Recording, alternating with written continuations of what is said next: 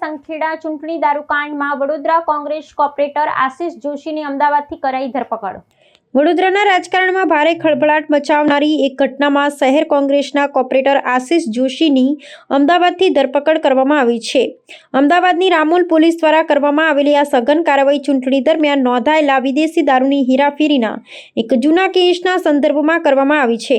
અગાઉ છોટાઉદેપુર જિલ્લાના સંખેડા પોલીસ મથકમાં ચૂંટણી સમયે ઝડપાયેલા દારૂના જથ્થા અંગે ગુનો દાખલ કરવામાં આવ્યો હતો, જેની તપાસનો રેલો હવે વડોદરાના ચૂંટાયેલા જનપ્રતિનિધિ સુધી પહોંચતા સ્થાનિક રાજકારણ ગરમાવો આવી ગયો છે। ધરપકડની કાયદેસરની પ્રક્રિયા પૂર્ણ કર્યા બાદ રામોલ પોલીસે આરોપી કોર્પોરેટરને સક્ષમ ન્યાયાલય સમક્ષ રજૂ કર્યા હતા। પોલીસ પક્ષના વકીલે અદાલત સમક્ષ દલીલ કરી હતી કે ચૂંટણી જેવા સંવેદનશીલ સમયે દારૂના જંગી જથ્થાનું નેટવર્ક કોણ ચલાવી રહ્યું હતું અને તેમાં અન્ય કયા મોટા માથાઓની સંડોવણી છે તેની ઊંડાણપૂર્વક તપાસ કરવા આરોપીના 3 દિવસના કસ્ટોડિયલ રિમાન્ડની આવશ્યકતા છે। જોકે બચાવ પક્ષના વકીલ દ્વારા પોલીસની આ રિમાન્ડ અરજીનો સખત વિરોધ કરવામાં આવ્યો હતો। બંને પક્ષોની વિસ્તૃત કાનૂની દલીલો સાંભળ્યા બાદ નામદાર કોર્ટે પોલીસની રજૂઆતને અસંતઃ ગ્રાહ્ય રાખીને આશિષ જોશીના આવતીકાલ સુધીના રિમાન્ડ મંજૂર કર્યા છે।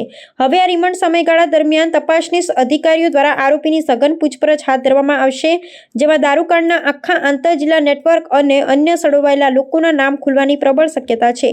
એક કોર્પોરેટર સ્તરના નેતાની આ પ્રકારના ગંભીર ગુનામાં સંડોવણી બહાર આવતા સમગ્ર પ્રકરણ રાજકીય વર્તુળોમાં ભારે ચર્ચાનું કેન્દ્ર બન્યું છે।